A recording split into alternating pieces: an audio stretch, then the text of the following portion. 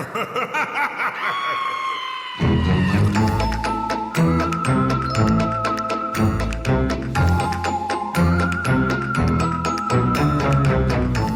to Horrors Yet Unseen, the podcast where we assign each other horror movies to watch and then talk about it so our spouses don't have to listen to us go on and on and on about scary stuff they don't like.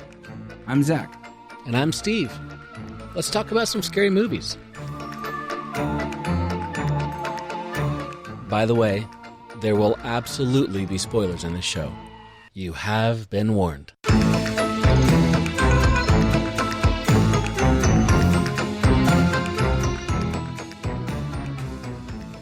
Welcome to 2025, Zach. Welcome to 2025, Steve. Are you ready to crap all over some turdies? I'm ready to turdy this baby up. Let's go. Yeah. I've secured all of the gas lines in my house. I just wrapped them all in duct tape, so that way there's no interruptions. No interruptions. Good. Yeah. Yeah. So for our loyal listeners, this is the wrapping up our first season with our award show. As the award shows are all in the new year, we wanted to do exactly the same, or at least pretend to do so, because Zach's house almost blew up last time we recorded this. Yes. Yes. No joke. but also it kind of didn't, technically. Yeah. But yeah, I was not really in any danger, but you didn't know that at the time. Right. So. Yep. I'm glad you survived. I did. You're not survive. Frozen. Yes. Or burning on fire. Yeah. So, Zach, can you tell us about the Turdies? What's going to happen in this episode? Well, Steve, this is a little bit different than the last Turdies episode because I've cut out like 6 awards. What do you mean the last Turdies episode? This is the Turdies episode. Oh, this is okay. So we're just pretending that we didn't do anything, even though we just alluded to that. Okay, cool. It's great to be gaslighted and not do any sort of improv rules or nothing. There's no yes and in this podcast. And That's one of the New Year's resolutions we should have. Is just no yes and. It's no but. Yes, and let's not do that. Okay, great, fantastic. We're just gonna cherry pick when we get to. Great. All right. Sorry. I'm going to live in just a world of being gaslit. It's fine. I'll be good. I'll be good. So, we have some great awards coming up, Steve. We have Best Turdy of the Year coming up, which is just a movie that sucked so bad that we couldn't help ourselves, but we had to watch it. And it's the most turdy. We have things like the Goriest Award, the Goriest Movie, Best Kill, Best Creature Design. We got some great awards coming up. They're not all bad, even though the whole episode is technically called the Turdies. And turdies are good. I mean, imagine not having a world with no turds. Everybody would be backed up, like eating bran all the time. I would assume that your body would expel that by other means, or that we would come up with another system by which to ingest stuff. Or maybe we've transcended eating in general, and now we no longer have to, pee pee and caca, Are you proposing that we learn how to sweat poop out of our pores? I'm saying that in the brainstorm that is this conversation, anything's possible. Because we're now talking about actual feces, and I didn't expect to go there, but life with Steve is not sorry. Yeah. And everyone turned off their. I heard all of the Spotify accounts get canceled just now. Okay, so we're gonna do. We got some big awards coming, right? And we're gonna mention the award, and then how are we gonna go from there? You talking about the structure of all of this? Tell me what's going to happen when we do the first award? We're going to introduce the first award, and then we're going to list all of the movies that you submitted, all of the movies that I then submitted. We might even talk about why we submitted particular movies and then we will announce the winner, and then play the discuss little why. change out music and throw it away. You know what I mean? Oh yeah, cool. Flush the toilet, as it were. That's instead of that's what we should have done, dude. That's what we should have done. Instead of a drum roll, we should have had a toilet flush. I can do that. I don't think that's it. Some ideas are better on paper, Steve. It's fine. And you don't have to yes and that idea. Yes, and you're right. Yeah. Okay. So to kick off this award show, which Steve and I are dressed in tuxes for, absolutely, fully, that no one will see. Steve, the first award is called the most unnecessary horror movie. Unnecessary horror movie in general. Just yes, in general. I think this might be 2024, and also movies that we watched in season 1.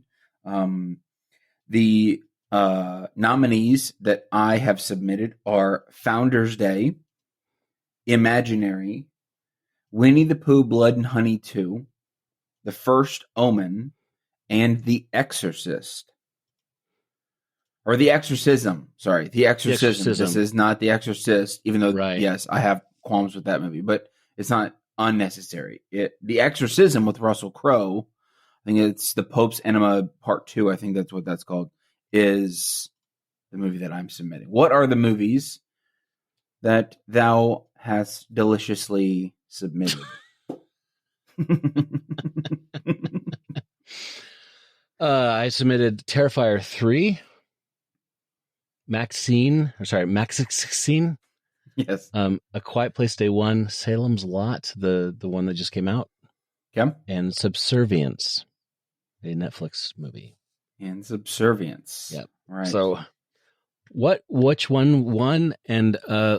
Why? Hold on, I do have a toilet flush sound effect for you. Okay.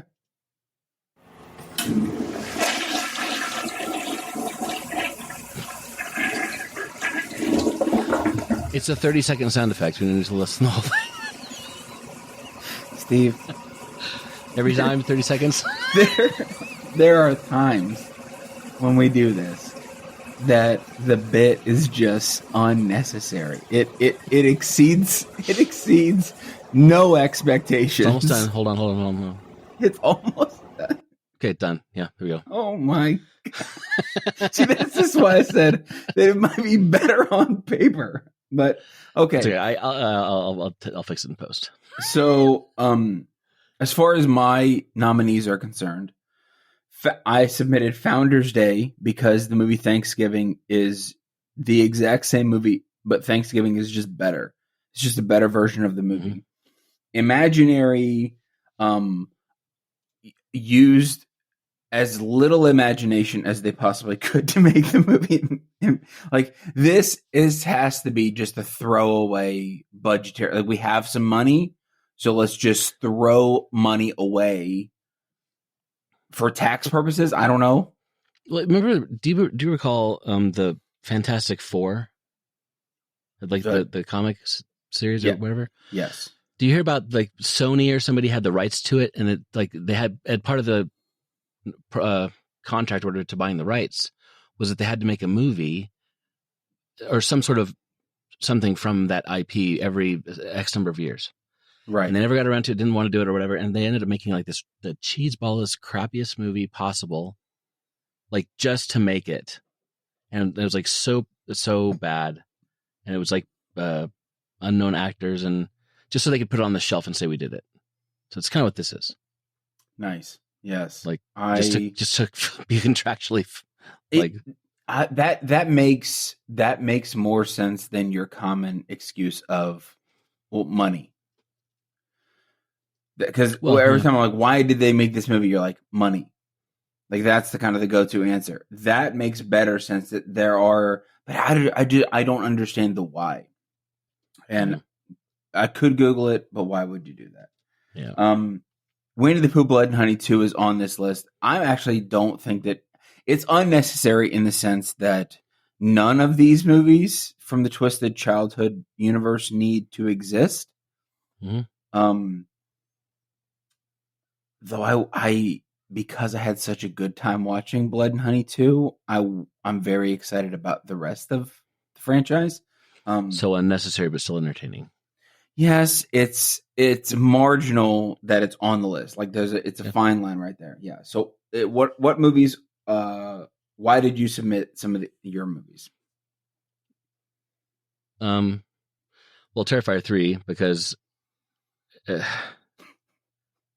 I mean, there it is. Okay, Art is he's evil. He kills people in weird ways. Correct. I mean, go to the therapist. Yes. Maxine was. It's hard to like. I'm trying not to say just how bad it was because I feel it was unnecessary. Maybe it's different. It's not the same thing. You could say that a version of the movie, like a movie, could have good bones or be necessary because there needs to be a conclude. Like Maxine is to me is unnecessary because the movie is crap.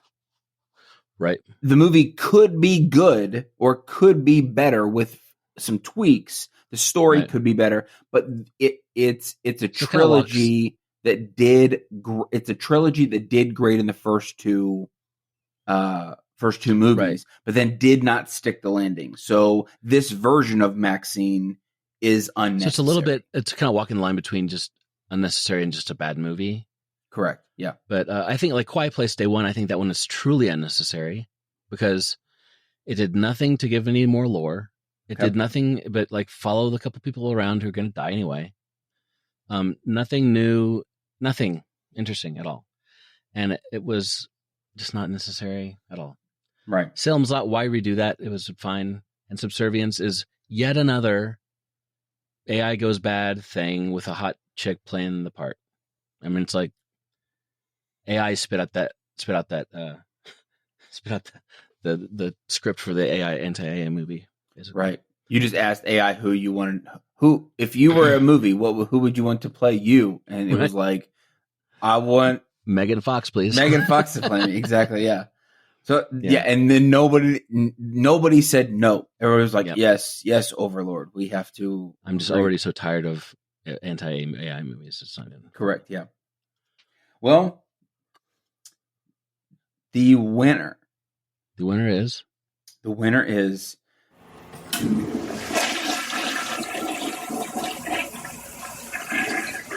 for it. The Exorcism. I can't believe you played the stupid thing again. I was waiting for a drum roll, and then here, a friggin' turd getting flushed. Yeah, it's The Exorcism. What's happening over there? Cheering. Okay, cheering. I can't hear what I know you're doing, so yeah. Just trust me. Yeah. Yeah, The Exorcism won out of the most unnecessary movie of the year. Steve, have you seen this movie? No. That's a really tragedy. To do with my life. Yeah, you don't, dude. Okay, I told you earlier before we hit the record button that any movies that you haven't, I'm gonna assign them to you, so you can either watch them willingly, and then we don't have to talk about them ever. We don't have to talk about them, or I'll assign them to you and force you to watch them, and then we have to discuss them. This feels like a hostage situation where you're you don't have to eat your mother's tongue that I just cooked for you, but if you don't, I'll force it down your throat. I'm glad that you see it that way because that's exactly what's happening. It's an astute observation. It's an astute observation. It's the illusion of choice is really what that is. Right. Yeah. So this movie is unnecessary because any Russell Crowe possession movie is unnecessary and unwanted. If you don't believe me, please watch this movie, and then you'd be like, "Oh, Zach, I'm sorry for doubting you." All right, Steve, we're moving on. Award number 2. All right. Am I doing the transition sound? That's fine.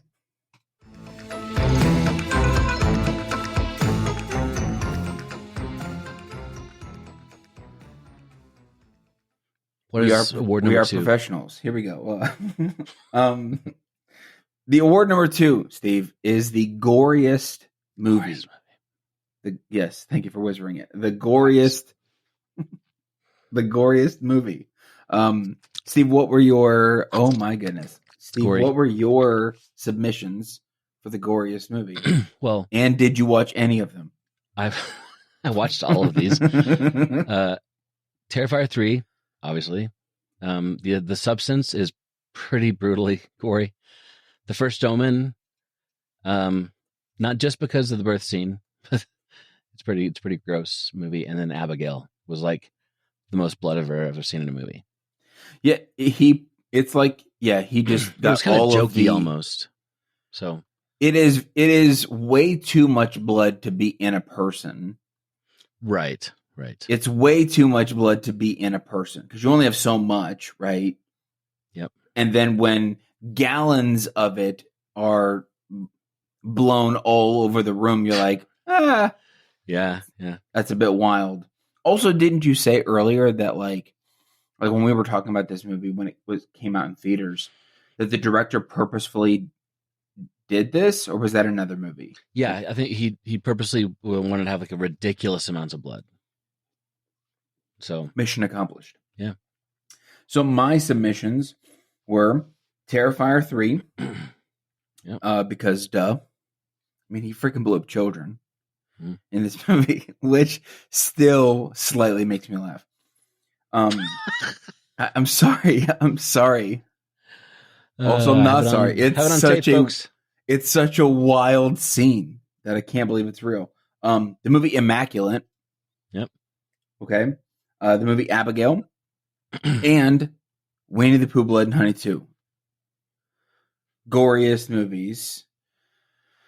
Steve, what was the winner? Or actually, why were some of these movies in your submissions?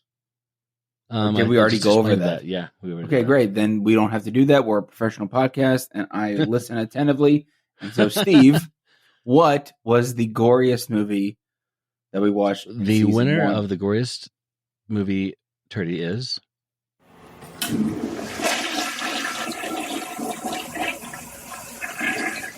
Terrifier 3. Terrifier 3. Ta-da! Exactly. Yeah.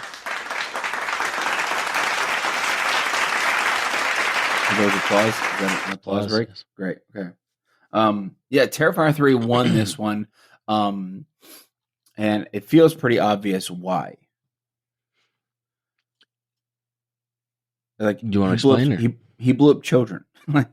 Well, he blew up children, but they didn't show the blowing up of the children. Really, it was like an explosion. No, they did. I mean, technically, no. There was nobody there. It was very clear that there were no mannequins. I talked about this earlier when we were reviewing it.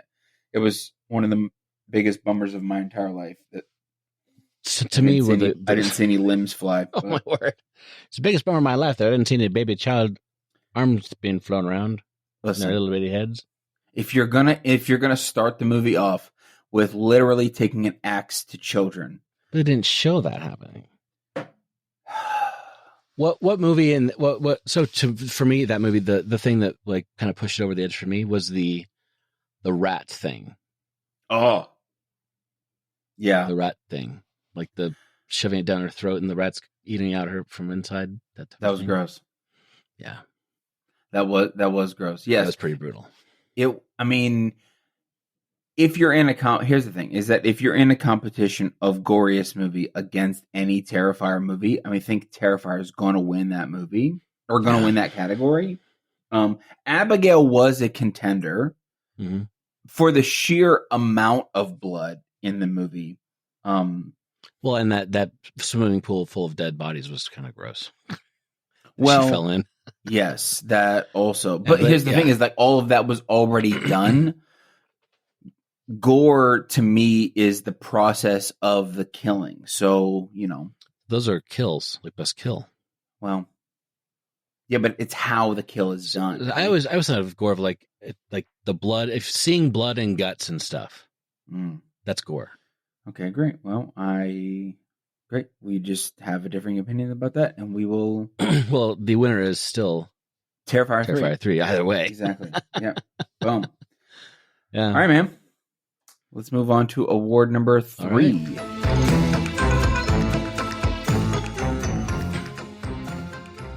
Award number 3, Best Creature Design. What are your run nominees, Zach? My nominees are Mr. Crockett. Nice. What about him was good? What was that? What? Why did you explain your reasonings? Why you go through it? So this is best creature, technically creature / villain design, and I thought that Mr. Crockett as a bad guy is. It also has to do with the atmosphere that which, spoiler alert, is technically the next episode, or the next award. But Mr. Crockett as a villain takes all of these TV, Barney, Sesame Street, even Bill Cosby personalities, right? And is like, what if this very happy TV personality children's show host was not only terrible but supernatural and whatnot. And so Mr. Crockett, I don't know. Also, the movie was just fantastic in general. And number 2 was both Longlegs and Ruth Harker. Yep. As one, because they did this thing together. I don't think that I need to explain that one. Both of those, let me just watch the movie Longlegs. Right. Yeah. It's freaking Nick Cage, and then I don't know what her name is, but still give her all the awards. And then number 3, because you introduced it to me this year, Joseph, or whatever technically his name is from Creep. Yeah, the main dude. That's got to be one of the best villains ever. Yes, yeah, it's really good.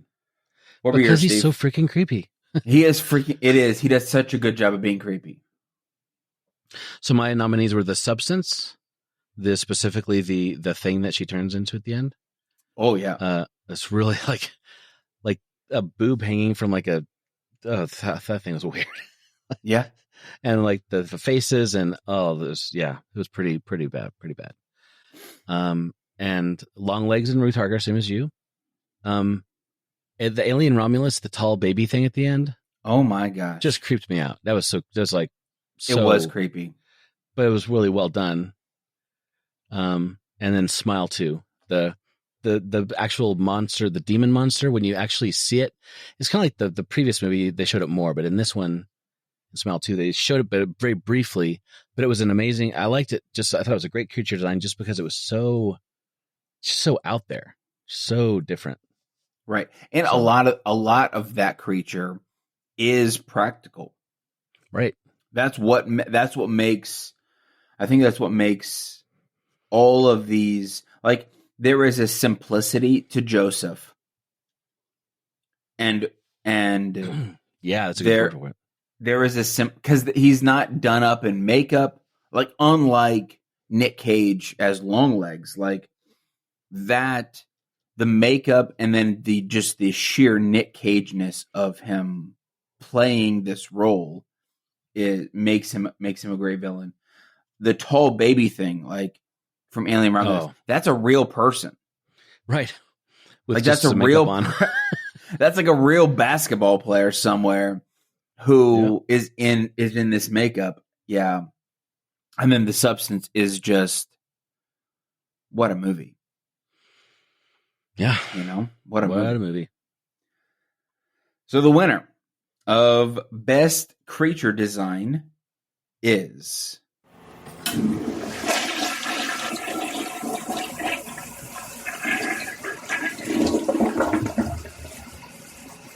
yes, Mr. Crockett. I can't hear.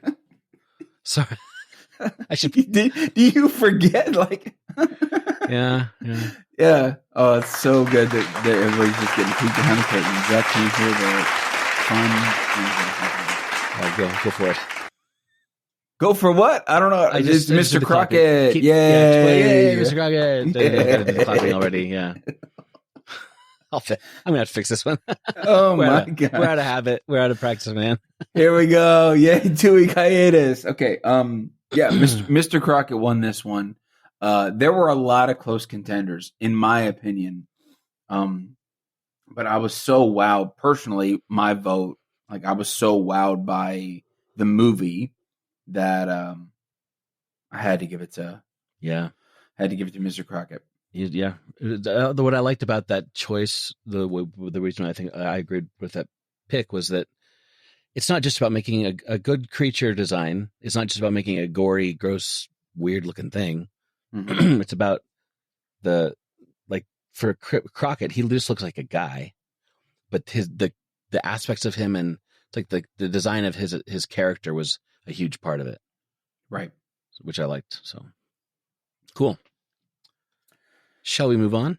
Award 4, buddy.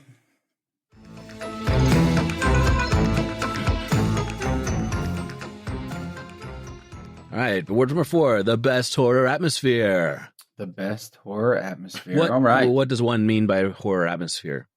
So my thought was this is the atmosphere of the horror movie that we're watching. Wow, I couldn't figure that one out. I know. Well, you asked the question and you need what me is a to horror atmosphere? And you didn't say best atmosphere, but horror. Like the whole well, yeah, does the whole thing have to feel horror-y or it like traditional horror? Yeah, I mean, should stop asking questions. Well, I mean, I'm overthinking it. All right. You technically are, because for me there is an X factor nature of the movies, or of the horror. I'm going to stop talking. I have no idea how to answer this question, Steve. If I'm just going to I'm just going to shoot straight with you. I think. Cut that out. And well, I mean, you can also just leave it in if you want to watch a madman completely unravel himself. So, what are your actually? So I actually will cut that a bit out. So, what are your nominees for the best horror atmosphere, Zach? And give us a little bit of an idea why. Great. So this one I actually had. I think I had maybe the most nominees on this one out of all. Yeah, we need to cut you off earlier than that. Out of all of the awards, I just kept watching really good horror movies, and I don't know. So Mr. Crockett. Yep. Best horror atmosphere. Again, you're taking a children's, like a 90s, beloved children's host, daytime host, and so it's not just the villain aspect, but I loved watching those types of shows as a kid. Mm-hmm. So the fact that one of them is horrific, like that was also it's very Pee-wee, like horrific Pee-wee's Playhouse there at the end. Like that was pretty great. Immaculate. Mm-hmm. The second nomination is Immaculate. Movie Night Shift, I thought had a great horror atmosphere because it's at this like roadside inn that always feels very creepy. Late Night with the Devil. I think you've seen Night Shift. Yeah, go ahead. Late Night with the Devil. I thought they captured that 70s vibe very well. Deadstream. Yeah. Had a great premise, and then the atmosphere of the movie again was fantastic. The movie Men. I never want to watch this movie ever again in my entire life. I thought that the situation of the movie Men was it was great. Yeah. Though it was a bit much. Well set up. Well, it was the very ending of it. The very end of it was like, it's too much. I don't want to see like a Russian nesting doll situation ever again in my entire life. And then Smile 2, wrapping it up. Yeah. I thought I nominated Smile 2 as best horror atmosphere because I thought that it improved on the first one. So it wasn't just the same kind of atmosphere. It improved on the atmosphere, took it to another level. And I really liked that about I agree with that one. That atmosphere. What were your nominations? So my first one was Mads, Mads. It's a French movie. I super recommend it. It's a single shot movie. Like the entire thing is unedited, unbroken single shot, and so it's just cool reading about that. Like they filmed the whole thing like 5 times, and they picked the one that was best. They filmed the entire movie 5 times. Yep. Well, because from there's start 5 to shots. finish. Yeah, it's an hour and a half movie. They filmed for an hour and a half, but because of like part of the movie was like they would get darker and becomes nighttime, they had to wait till the next day to do it again, and then wait till the next day to do it again. 3 or 5 times. I forget how much it was exactly. Maybe it was 3. Anyway, but the whole thing is like it builds the horror atmosphere as it goes, and it just gets kind of more and more scary. Like the vibes feel scarier. And then Azrael, the new Samara Weaving movie, where she doesn't talk at all, and it's like this cult that doesn't talk. But the whole, like a lot of the movie banks on that atmosphere of darkness and like you don't know what's coming up and everything. Mm-hmm. And Oddity was really good. The house that they were in, that they were working on and renovating or whatever it was, just had the whole thing was scary in the darkness and everything. And then Heretic, I thought was fantastic. Just the atmosphere of that house that those girls were sitting in, and like I would say more the house where like everything looked fine, where he was being nice to him, was more horror inducing, and like because you don't know what's coming up, and they can't get out. That's more horror inducing atmosphere to me than like the parts where they were underground in like the pit thing. Yeah. But those are all totally like at any moment in the movies I could say that it's a horror movie. So which one won, sir? The winner is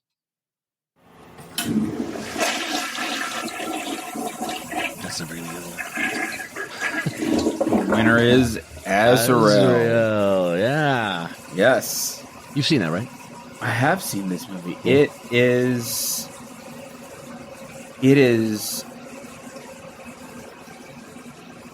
impressive how they can do so much with no dialogue at all. Mm-hmm. You know, I mean, we're talking about love, in displaying love, like telling you that these two people are in love and connected. And then,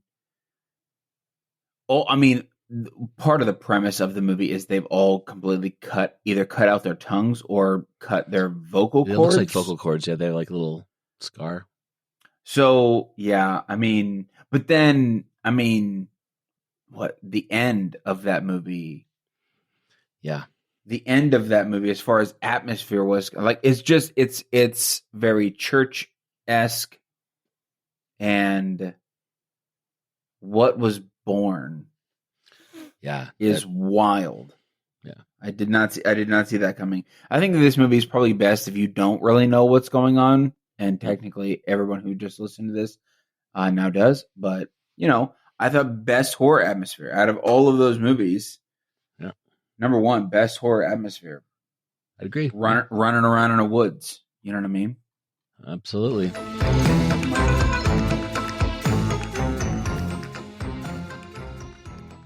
Well, now, Steve, award number 5. best kill. Skill, nice. Your list is pretty short on this one. It's pretty short, but I've expressed to you my befuddlement with the first kill idea, best kill idea, just the concept of it. Because I don't really. I mean, I get it. I'm not like dogging on the concept of it, but I don't. When I'm watching a movie, I don't usually think about the best kill until you know what I'm saying? Yes. So, I would say so. I have the substance, the how it, like how the creature at the end, how it dies. So it's more like it's less of a kill. What am I trying to say? It's more like how it dies. It dies itself and like melts down and like turns into nothing.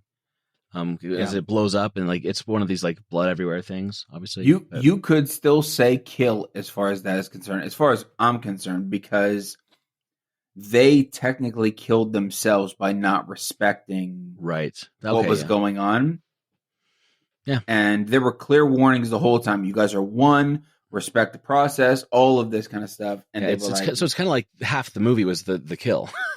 Yes, the entire movie as it processed through, and it's like it just drew you further in, and it got more intense and more gross and more scary until the very end, and then she just blows up and dissolves into nothing, which is honestly kind of follows along with the metaphor of the movie. You know, right? You become a monster, and then you're gone, and nobody remembers you. Exactly. So, I mean, I probably could have come up with some more.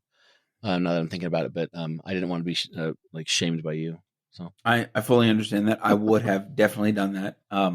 This category, a peek behind the curtain, this category was born out of everyone making a big fuss about the best kill in a violent nature. See, I was going to say that's obviously the best one. No, but, it's not. So I didn't want to put it in there so you wouldn't shame me. Well, I would have very much shamed you because so the idea, because I saw this, everybody was like, this is like the kill, right? It's kind of like when a Terrifier movie is going to come out, right? Everyone's going to talk about the one scene because that's kind of what it has set itself up to be. And especially after the first one and the second one, right?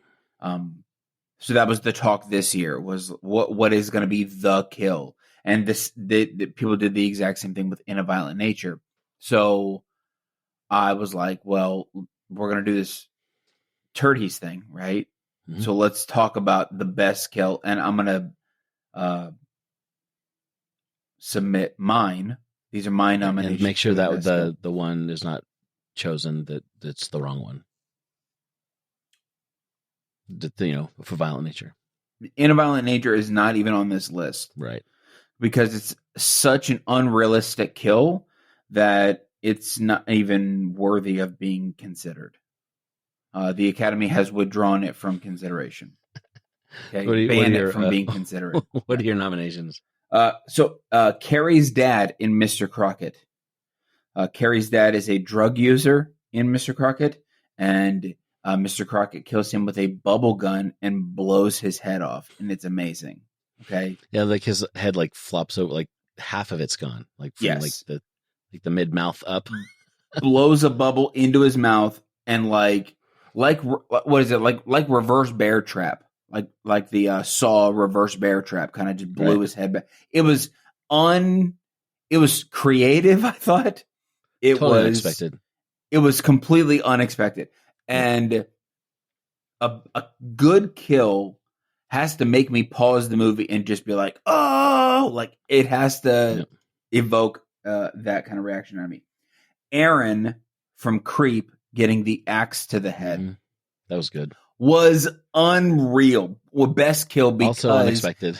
It was unexpected, and I mean, like you kind of knew that he was going to die, but because the movie kind of hinted at that like the whole time. But the fact that it was just midday. Yeah, right out there in the It was in the everything. middle of the day in a public place, and he just gets this axe to the head. Crazy. The baby in Immaculate. Mm-hmm. Spoiler alert for this movie. The end of this movie, she gives birth in this crazy visceral scene where the camera is like 2 inches from her freaking face. It's visceral is a good word for it. And then she takes a freaking rock and smashes the baby. And then the movie's over. Like that's just, and then it's like credits. It's like cut to black. Yeah, you're like, what the heck is going? And you don't ever see the baby. Like you see it in the background, but unlike Azarel, you see the baby there, right? Mm-hmm. And you're shocked by that. But in Immaculate, you don't know whether it is this demon baby. You don't know any of that stuff. You don't know if it's deformed. All you know is like this baby connects her to what's going on. So she has to make this impossible choice, which I'm almost positive is, after going through what she went through, is probably not an impossible choice. Yeah. But it's I also kind of assumed that it was a wild decision for the director to be like, yeah, we're going to kill a baby. Like, or it's a fake baby. It's not a real baby. I'd hope so. The Bear Trap Baseball Girl from Winnie the Pooh 2. There is a scene in Winnie the Pooh 2 that I didn't take enough notes on, and I don't remember enough, and enough time has passed that I forget exactly why I nominated this kill. Though if I watched it again, I think Tigger goes into like a club, which is a crazy statement. Watch this movie. Dude, you gotta watch this movie. Tigger goes into a club with a bear trap, and he swings it around on a chain, and I think pulls a girl's head off. And it's such a crazy scene that I'm like, best kill of the movie. And then the zombie head smash between 2 bowling balls in Anna and the Apocalypse was wild, because the back of the head actually, like, the skull cracks and the back of the head explodes a little bit. And I'm like, oh, dude, it's wild. And very creative. You take 2 10-pound bowling balls and smash them up against the zombie's head, and that's amazing. Like sandwich them. Dude, it's crazy. It's a crazy kill. I was watching some of like the how they made it videos of that movie. Yeah. And they showed that part where it was completely all practical effects. And they were like talking about how they kind of did a low budget situation. So he's like, I think I've got one shot at this. I have to do it right. Right, yeah. And it looked great. It looked great. Yeah. So the winner of Best Kill. These are great nominations, but the winner is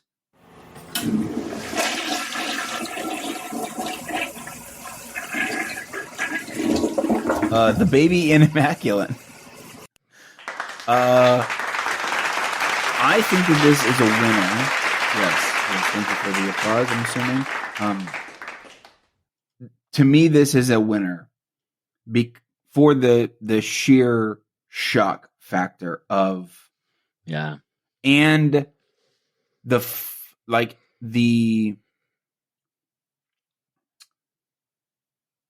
it's the fact that there is nothing else after this happens. Yeah. She goes over and picks up a rock.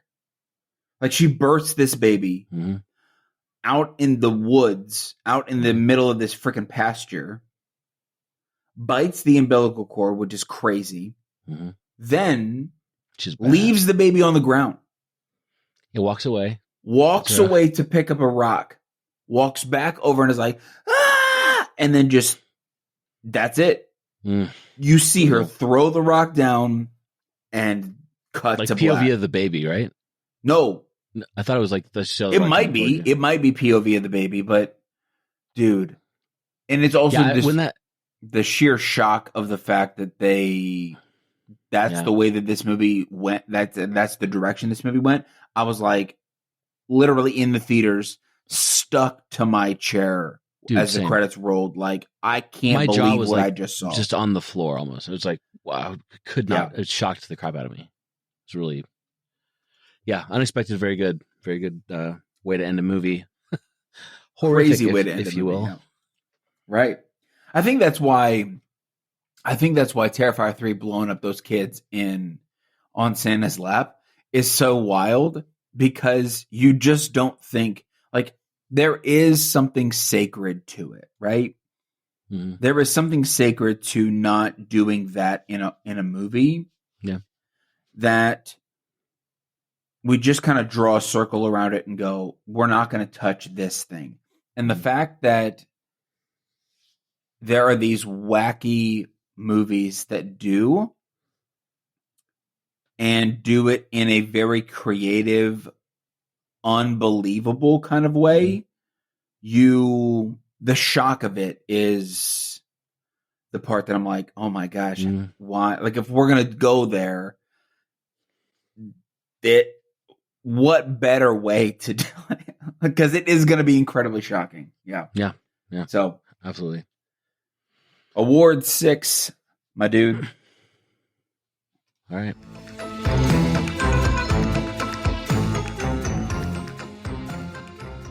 Award number 6, worst acting in a horror movie. Worst acting in a horror movie. Yeah, which is this one was hard for me to come up with. Only like I try to keep it like short, but there's yeah. I don't know if there's something about horror movies that everybody wants to make one, and so many people shouldn't. Yeah. There's so many bad ones out there. You should have. There should be somebody out of all of the yes men that are out there, or the yes people in general. Yep. There should at least be one person who's like, should we? Just run it by that one person. It's just this one person's consulting job to just go into a movie theater or go into a writer's room and hear the ideas and then go, you sure? Yeah. And then just, that's that. They get paid $1 billion. They walk out and then that's it. And they just, because some of these movies, all of these movies don't need to exist. Right. All of these movies are good nominees for most unnecessary horror movie, period. Mm-hmm. And yeah, this section is incredible to me. So the nominees, Steve, are Jason X or Jason 10, whatever. Yeah. So bad. So bad. I don't even think, I'm not sure I made it all the way through that movie, but it's so bad. Birdemic, because obviously. No, I did. Okay, Jason X. Yes, the reason I picked that one, I did make it through the whole movie. It was. I'm thinking back to that. That was. I remember though. That's the one that felt exactly like a really bad episode of like Stargate SG-1 or something. Yeah. And it was. So the whole film and everything. The whole setup was. I mean, the whole style of it was really bad to begin with, but the acting was so bad. Yeah. It was not even believable. It was not. I mean. It felt like, okay, here's what it felt like Galaxy Quest. You know how they're like filming a show within a show, and like the show within the show is kind of cheeseball. It's that. It's like there were some movies filming a movie about somebody filming a movie about Jason X, and it's like every level it got further away, it was bad. It was worse. It was worse. Yeah. Birdemic was just. I think with Birdemic, it's got to be on purpose bad a little bit, just because that's kind of the brand.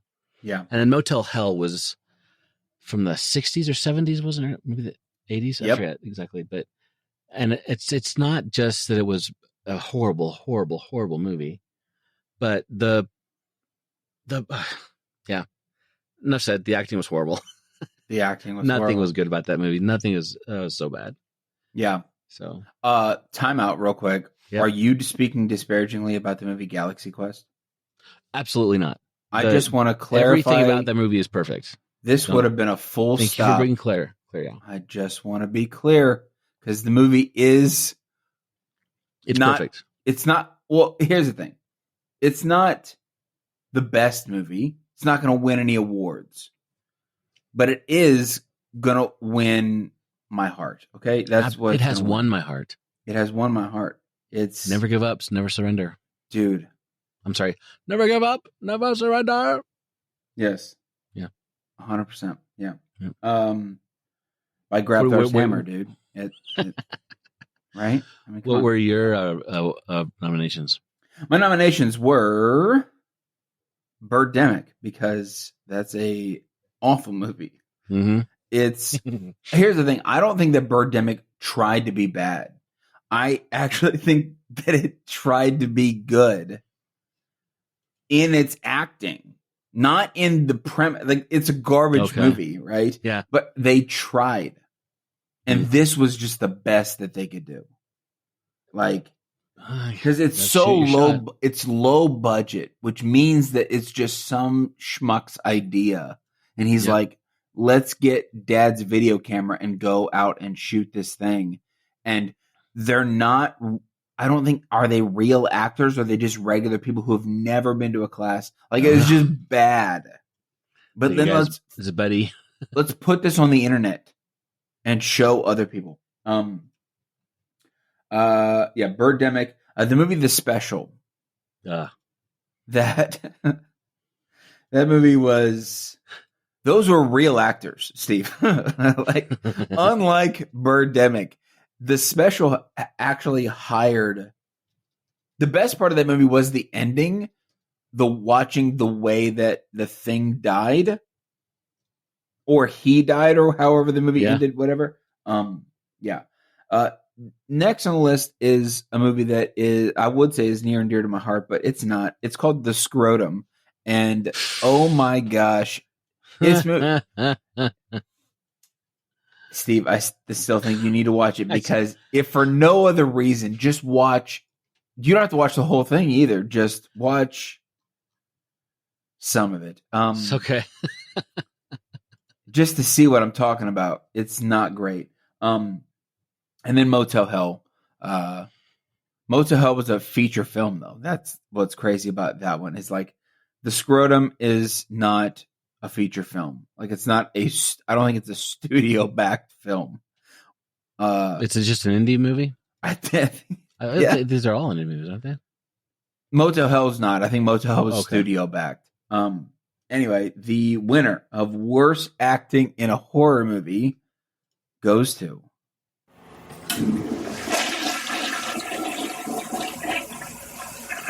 Jason X. Jason X. Steve, Jason X. I mean, they're all losers at this point. Yes, thank you for the applause. They're all losers at this point. But Jason X is... It was meant to be serious and like really like solid. I could tell. And that's the problem. It was the biggest fail. Because we want to capitalize on this thing. Mm-hmm. And we're going to do it in such a terrible way. Yeah. Where we're going to swing girls from sleeping bags and beat on each other. And like, that's crazy, right? I forgot. Right? Yeah. Because it's, man, it's just bad. It's really, really bad. Yeah, okay. Enough said. Worst acting in a horror movie.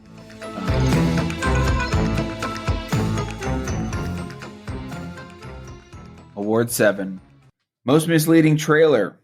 These are the trailers that disappointed the heck out of us once we actually saw the movie, because we either realized that the trailer gave everything away, or the trailer that we went into the movie thinking that this movie was going to be X, and it turned out to be nothing like the freaking trailer at all. Yep. Yeah. Yeah. As far as my nominations are concerned, Night Swim is number 1 in no particular order. Night Swim is number 1. That movie made me think that this movie was going to be good. And it was not. Okay? Well, it did the job. Yes. Actually, the criteria for all three of my nominations is that I thought that these movies were going to be good. And then I watched the movie, and the movies were so strikingly bad that I could not believe that it suckered me in. Like, I just felt duped. Night Swim, Betrayed. The Watchers, Okay. Yeah. and In a Violent Nature. In a Violent Nature, I thought this movie was going to be great. I was like, oh, it's going to be inventive. It's going to be good. It had no depth to it. Yeah. It had, I mean, it was unrealistic in every single sense of the word. I did think that the trailer kind of was, it was to me, it wasn't misleading. Other than making you think there was going to be a really, really good film. Yeah. But it showed you what the movie was about. Just a dude walking along and killing some people once in a while. Right. But I didn't expect it to be like, okay, this is one of those movies that feels like it's better on paper. Yes, I agree. Because you're like, oh, well, what if we shot a movie from the vantage point of the killer, right? Mm-hmm. But we're gonna make the killer slow, so that way every shot feels like it is 3 hours long. Yeah, and we're gonna make him completely invincible. Like, he's gonna be dead Superman, right? Yep. So he's gonna be dead Superman, and then the characters in the movie were not very well fleshed out. Yep. And just like at one point they had him. They wrapped him up in like chains and whatnot, and then they were fidgeting with the freaking keys or whatever. And I was like, what are we doing? You have a gun. Shoot him in the head and be done with this movie. Because I want you to shoot me in the head so I can be done with this movie. And they were like, oh, let's just fidget a little bit more. And then he wakes up and he kills everybody. And I'm like, okay, I'm done with you. I'm done with this movie. It's crazy. Yeah. Most misleading trailer, not worst movie. I get those two confused all the time. What were your, now that I'm off my soapbox, what are you, what, for me, it on to you. Maxine was very misleading. It made it look like it was going to be about a, like, sort of like a, I don't know, like, I don't know, it made me think it was going to be a completely different kind of movie. Yeah, it made me feel like this movie was going to be about Richard Ramirez, the Night Stalker, and her relation to maybe helping him or whatever. And she was so, I mean, she was connected to the killer, I guess, but I don't know, the whole thing, it just, it pretended to be a horror movie when it was kind of like a sort of a thriller, you know? Yeah. It was like an episode of, I don't know, CSI or something. Yeah. It wasn't a movie. And then also I feel like The Happening really was misleading, the Shyamalan movie. Yeah. Because it made it look like it was a good movie that was scary, and it was a crap movie that was boring. It's so true. It's really bad. It's really bad. And Abigail, my note on this was it's not necessarily misleading, but it ruined the twist.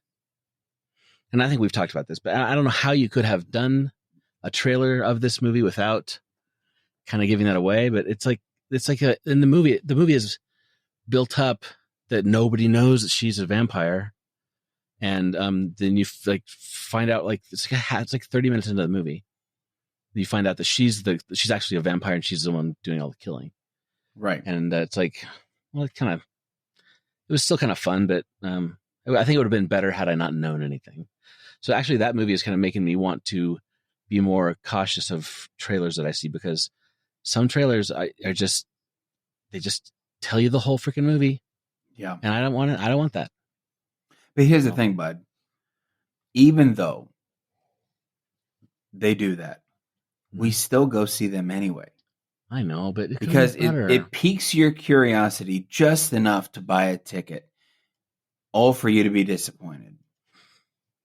And which is it's like double disappointment. I know. Because then you're disappointed in the movie and you're disappointed in yourself from being tricked. Yes. Yeah, I get it. Yeah.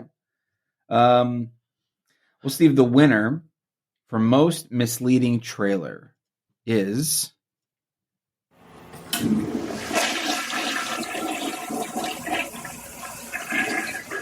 Maxine. Max 616. Yay. Yes, Maxine. Because that movie was garbage. And Ty West needs to go back and freaking figure it out. Listen, if Fede Alvarez is going to go back and fix the CGI of Ian Romulus, yep. If he's going to do that, then I think that Ty West owes us another movie. Ty West, you piece of crap. He owes us another movie.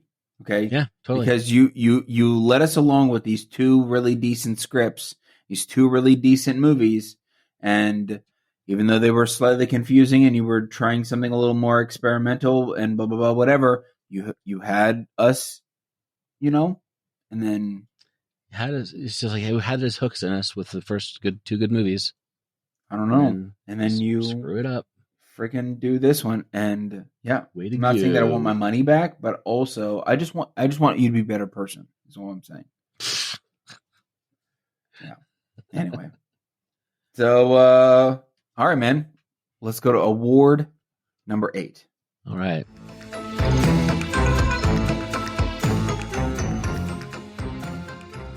Steve, if there's one thing that season 1 of our nationally syndicated podcast, Horrors Yet Unseen, has given me as a gift, it is the ability to watch really great horror comedy movies. Award number 8 is best horror comedy. I'm very glad that you added this movie or added this category, even though it technically was last minute at the time. It's now no longer last minute because we've had almost a month has gone by. You gotten over your anger? I have not, and I will never. but yeah, we have watched some really great horror comedy movies. We have indeed. And so what were your nominees for best horror comedy? I really liked Deadstream. You turned me on to this one.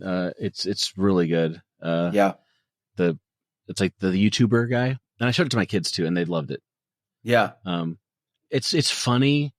It's actually good. It's actually kind of scary in bits. So good thing. And Psycho Gorman. Oh my word.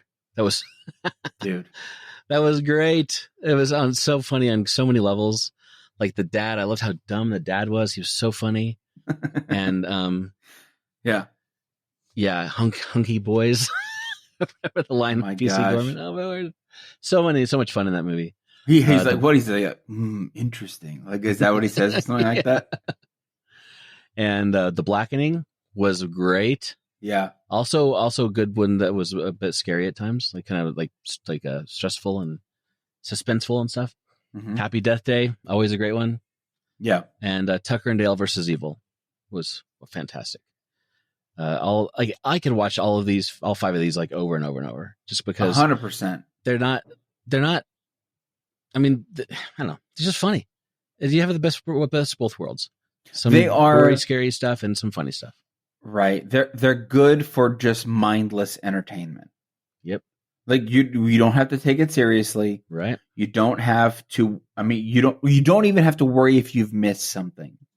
You could just turn it on and watch it, and then realize that you're not doing what you wanted to do. You're just watching the movie. You know what I mean? Like you could be like, I'm going to put it on the background, and then it hooks you because whatever. Like they're great that way.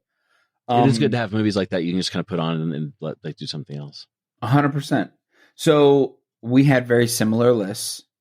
Mm-hmm. Tucker and Dale versus Evil, Deadstream, Psycho Gorman, or Gorman, as Seinfeld would probably say, like Pigman, and The Blackening, Yep. And the only difference was I took out Happy Death Day, even though that was a great movie.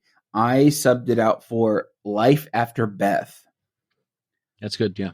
I actually thought that Life After Beth was a great movie in general. But I think, yeah, it was a better movie. It's I mean, at the end of the day, I chose 5, you chose 5, but I could really just choose 6 because Happy Death Day is a great movie too. Yeah.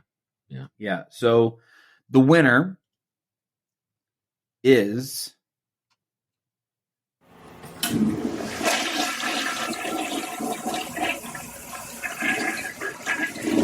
Tucker and Dale versus Evil. Yay! This movie.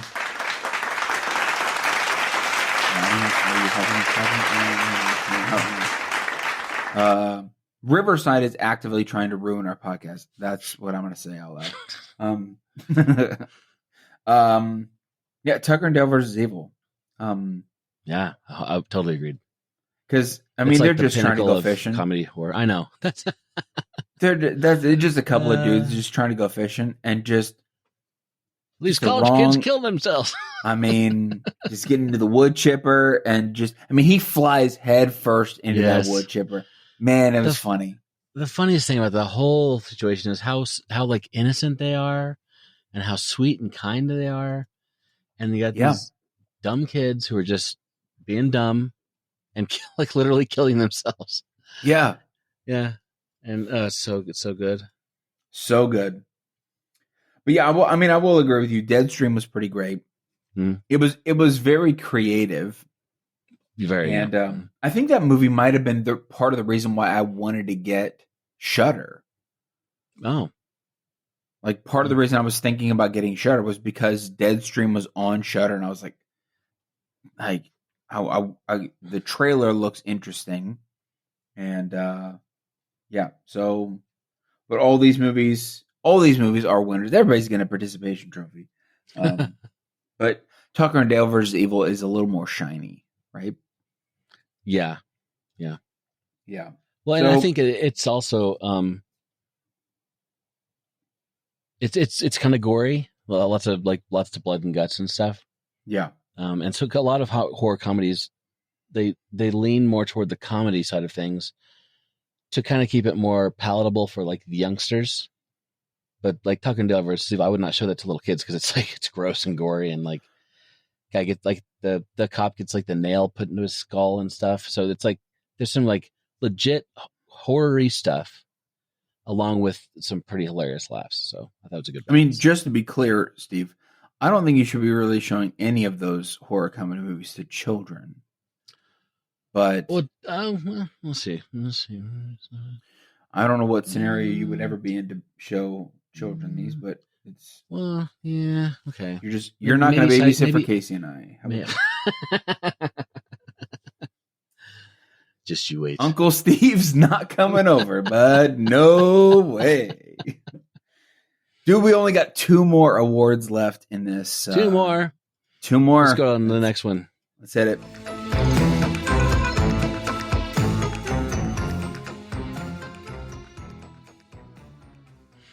All right, man. The grand finales. Final 2 awards. Award number 9, Best Overall Horror Movie. Overall horror movie. These are movies that blew us away. These are movies that were so good, we were like, we need to come up with an awards show to pay our respects to these movies. Yeah. That couldn't have been more sincere, Steve. My nominees for best overall horror movie: Long Legs. Yeah, okay. Number 1 on the list. 2 is Fresh. That movie blew me away. I need to rewatch that one. I liked it as well, but it's on my rewatch. Blew me away. Could not believe. First off, Sebastian Stan, fantastic. Okay. Second, who knew he was opening? the opening scene of that movie, I got wrapped up in it. And it was like 20 minutes. And then the title card flashed by and I was like, what? Like, I forgot that the title card hadn't flashed by yet. Incredible. Late Night with the Devil. I saw this movie, I think the same day that I saw Immaculate. I went to see like 3 movies in a day and I realized that's a stupid idea. I think I started the day off with Immaculate, then I went to see Ghostbusters Frozen Empire, and then I saw Late Night with the Devil. And out of all 3 of those movies, Late Night with the Devil stood out just a little bit more because I started the day off at like 10 in the morning with Immaculate. So I started my day off with a baby getting crushed by a rock, and I didn't know how to respond to that. Then I toned it down and went, let's just watch Ghostbusters now, right? That was a good way to clear the palate. Because Ghostbusters Frozen Empire is not one of the best Ghostbusters movies, but it is canon now. Yep. And then I think I ended the day with Late Night with the Devil, and that was a fantastic movie. And then last is Immaculate because they killed a baby with a rock. It was crazy. It's crazy. I'll be talking about it on my deathbed. It's wild. What were your nominees for best overall horror movie? Best overall horror movie. For me, my choices were The Special, because that's just such a good movie. Wait, The Special? No. I was like, dude, that's a good movie to you? I keep doing this. I read a different line. And I keep saying The Special when I mean The Substance. Those are very different movies. Very different movies. Anyway, my choices are the Substance, which was fantastic in many ways, and Long Legs for everything that you just said. Dr. Sleep, still one of my favorite horror movies ever. It's a 5-star for me. I just love how Mike Flanagan, how he pulls together and reconciles the book and the previous adaptation by what's that guy? Stephen King? No. Adaptation of Stephen King's book by famous director Stanley Kubrick. Yes, Stanley Kubrick. Anyway, how he reconciles all that together and makes it just work, and just fantastic. And it's a good movie. And then Tucker and Dale versus Evil, because even though it's a comedy, it's still a horror movie, and it's really freaking good. So. That's true.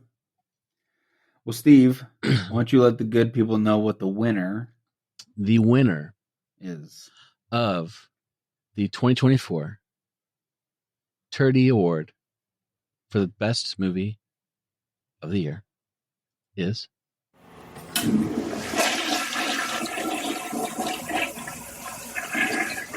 The Special. The Special. I'm kidding.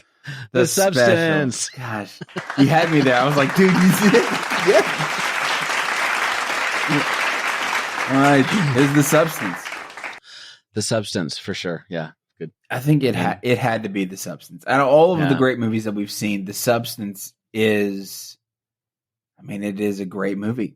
It's legitimately a good movie, and since we picked that, even Demi Moore has won Best Actress for the Golden Globes, right, for it with that movie, which is fantastic. She did amazing.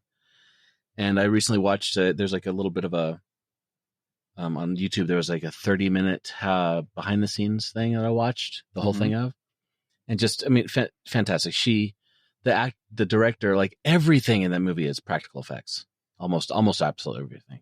Like some of like the eyeball thing was obviously digital, but like the back, her back when she's laying on the ground, and it's like pulls apart and like you see the undulating stuff underneath it. That's all practical effects, like with like robots and stuff, like moving things inside, and that's not even a body down. It's like it's amazing what they can do. So But best movie. The horror movie of substance the year. definitely, the special definitely deserved it. We're going to say the movie The Special so much that somebody's going to go out and watch it and ruin their day. It's going to ruin their day. Or the week or their life, possibly. Or their life, yeah. Oh, gosh. Speaking of The Special, award number 10. Yeah. The last award. Yeah. The Turdiest Movie of the Year.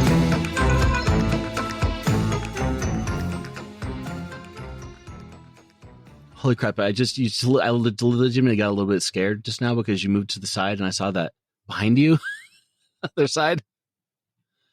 Ah, yeah. I put the peach fuzz mask. Peach fuzz mask. Yeah. Okay, I was not expecting this. What? Oh, yeah. There you go. I put it on the exercise bike. All right. What were your nominees, dear Zach, for the Turdiest Movie of the year? The Turdiest Movie of the Year. In no particular order. Motel Hell was a terrible movie. Number 3 or number 2, whatever. Number 5. Bodies. I thought this movie was. Didn't like that one? No. All of these movies get a 0-star rating. They're just bad. Bodies. Could have been most misleading trailer. I could have been a nomination. Yeah. Turdiest Movie of the Year though. Yeah. Number 3, Skinamarink. Ugh. We've said this in our review of Skinamarink, but this movie, whatever subgenre of horror, we need to do better. We at least need to do better because we need to honor the genre. Fine, found footage, whatever thing, but just be better. Okay, right. But this iteration is bad. And then number 4, The Special, but the actual special, not the substance. Yeah, that movie you forced me to watch, and I'll say it till my dying day. You forced me to watch it by merely suggesting it, and it was bad, Steve. Like, so bad. I mean, in every single way, this movie. I will say this about if I'm gonna find any sort of compliment in it,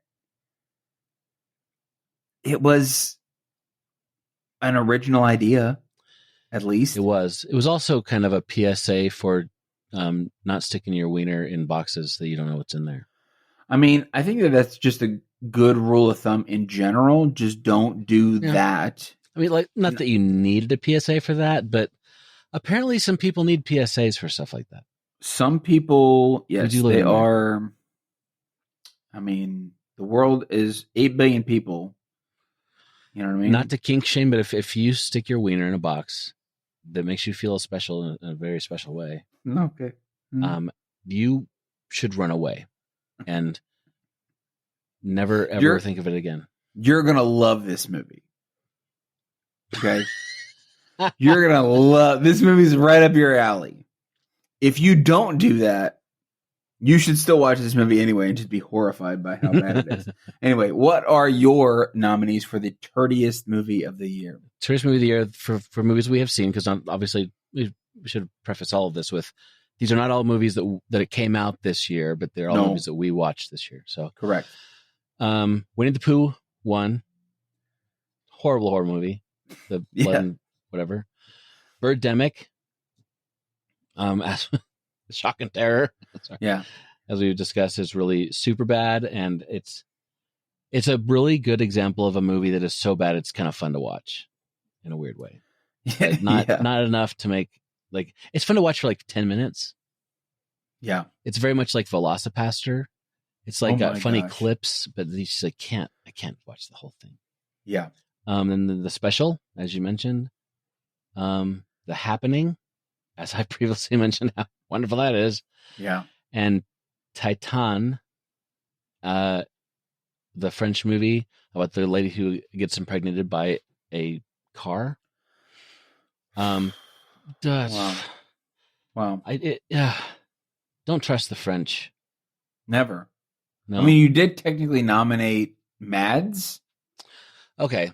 Yeah. Well, so that turned out to be good, but I trusted that this movie was going to be good because it won the Palme d'Or, like the top prize At Cannes. At the Cannes Film Festival when it came out.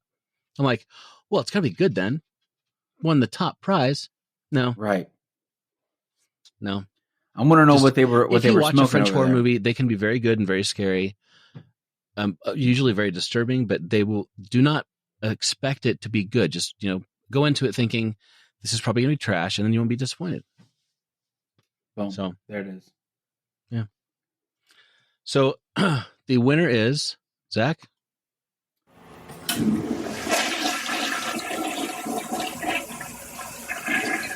The winner is Skinamarink for the Turdiest Movie of the Year. Yeah. I mean, I don't have a whole lot to really say about. I can't believe this movie I didn't exists. put that on the list. I can't believe that this movie exists. I mean, you want to talk about? It's just a letdown. It's an hour and a half of staring at a wall, literally. That's all it is. Carpet. Nothing happens in this movie. Like you want, and I want you to imagine nothing, and then take what you're imagining, because you're still imagining something. Even though I'm telling you to imagine nothing, you're still imagining something. You're like, well, at least something. You're too many benefits of the doubt. Throw all of them away.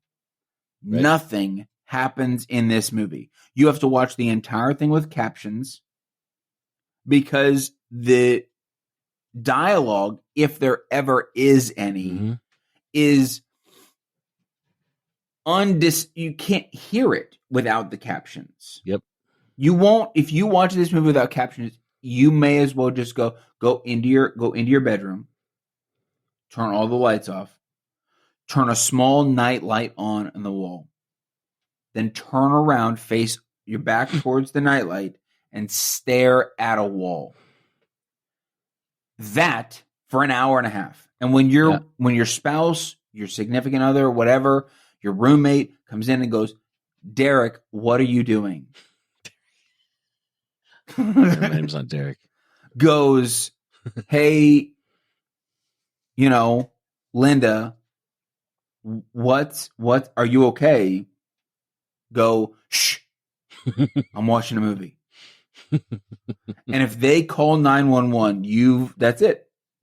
That's it. I guess I did know what to say, because I started the sentence off with I don't know what else to say, and I have not stopped talking. Yeah.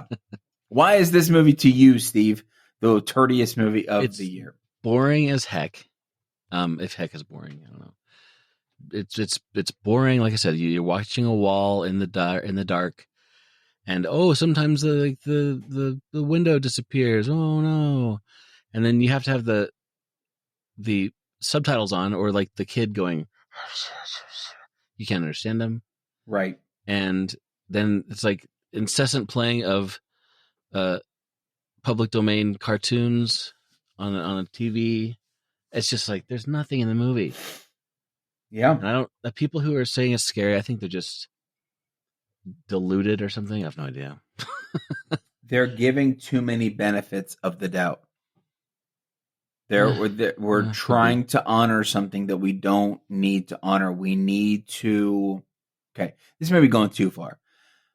A little shame, will cause you to not do something stupid again. Okay? Possibly. A little shame, just a little bit. I'm not talking like crazy amounts. I'm talking just like a little bit of shame. You know what I mean? Yep, I know what you mean. But just to keep you honest. Yeah, it's like, should I buy the transparent leggings that don't look transparent, but when I put them on, everybody in Walmart and I bend over to get something, is everybody's going to see my freaking underpants? ladies, if that's you or men, I don't know. And the solution is not to not wear underpants. A little shame will cause you to go, I'm not going to wear those yoga pants again. At least in public, right? Well, I could be going too far with this. I'm just saying, like, yeah. just don't. This movie doesn't need to exist. No. Any hoodles. Let's get the heck out of here, Steve, and talk about what's next. Congratulations on Turdies for the year. Turdies for the year. We did a fantastic job. Give yourself a round of applause. Now let's move on to the end. All right, so this is the end of season 1 of Horrors Yet Unseen. It is, yes, that is accurate. And so we are going to now pick the movies, our first assigned movies for 2025 season of the podcast. And these, I think this movie should give us a portent of what's to come, like set the mood for the year, and like, to really get across like what kind of movies we want to start picking for each other. I understand. Yeah. Okay. So, you have a one ready for me? I very much do, Steve. I cannot wait. I want you to know that the reason why I have 5 movies already picked out for you, I'm abandoning the spin wheel this year. I'm abandoning it. It's in 2024. I'm going to leave it there. All right. I shouldn't make definitive statements because I may bring it back out. Who knows? Whatever. 2025 might be. It's long. It's a long time. But I have watched recently so many good movies that I want to give all of them to you right now. But I have to wait, and I hate the fact that I have to wait. So I'm going to give you the 2025, technically, classic. Ooh. Shudder original. Whoa. Getaway. It's called Getaway. It has Nick Frost in it. Okay. It literally just came out like 2 days ago. Well, that's at the time of this recording. Yes. Wow. Cool. It is a horror comedy. Oh, cool. It is a horror comedy, and I shouldn't say that I couldn't think of a better movie to give you, because I can name at least 4 more to give you as like the first out the gate. But yeah, I watched it. I think I watched this one yesterday and was like, oh my gosh, I have to reorder my list and give this one to Steve right out the gate. So nice. Well, yeah, I'm looking forward to that. I like Nick Frost. He's good. I also was hoping that you hadn't seen it, because it is technically a brand new movie, and I'm hoping that you weren't like. I have not seen it. Yeah, I have not. Haven't gone on Shudder lately. Cool. Well, I've got one for you. Fantastic. That it's going to set the tone for the year. Okay. It is the number. There we go. The 2020 classic. Okay. Horror comedy. Uncle Peckerhead. Okay, I think you wanted me to watch this movie in season 1. I didn't assign it to you, did I? You did not. Okay. But you did recommend it. Okay. I did not watch it because I could not get past the fact that the title is Uncle Peckerhead. Well, you're going to have to get over that, trust me. I 100% do trust you now. You have no choice, but trust me. There is technically no choice, because you have assigned me this. Yes. But also just remember that when I assign you other movies. I mean, it does have 3.2 on Letterboxd. So it does. Okay. Well, that's good. Uncle Peckerhead. Horror comedy, right? Yeah. I mean, with a name like Uncle Peckerhead, can't go wrong. Okay. Right? I will be the judge of that. Expectations are surprisingly low for this movie. I'm going to keep them that way just in case. Sweet. Well, this was a lot of fun. It's also it feels it also there are semblance of this episode that feel like this is our very first podcast. Like, because turns out taking 2 weeks off throws you off. It throws you way off. I do want to also mention, by the way, I made a list on our letterbox, our podcast letterbox, which is linked in the show notes and on our website and everything on the link tree. Okay, it's /horror. It's like at Horrors Yet Unseen on Letterboxd. Anyway, I made a list of the 2024 Turdy Award winners. And if you click on the list, it just shows the movies, but there's a little orange button that says read notes, and it'll show you what they won for. So awesome. Yeah. Well, there we go. That's 2024 and season 1 in the bag, dude. In the bag. Next week, season 2. Cool.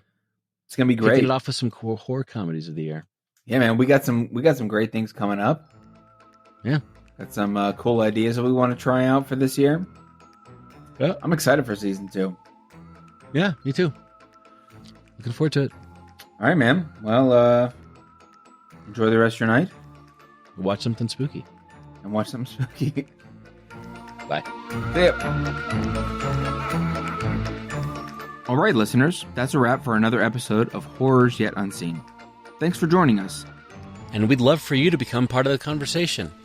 Just drop us a voicemail at 1-216-202-5495 or email us at horrorsyetonunseen@gmail.com. And keep up with the latest by following us on Instagram. That handle is at horrorsyetonunseenpod. We'd also appreciate it if you like and review our show on Apple Podcasts or Spotify. Your support means a lot to us. See you next time.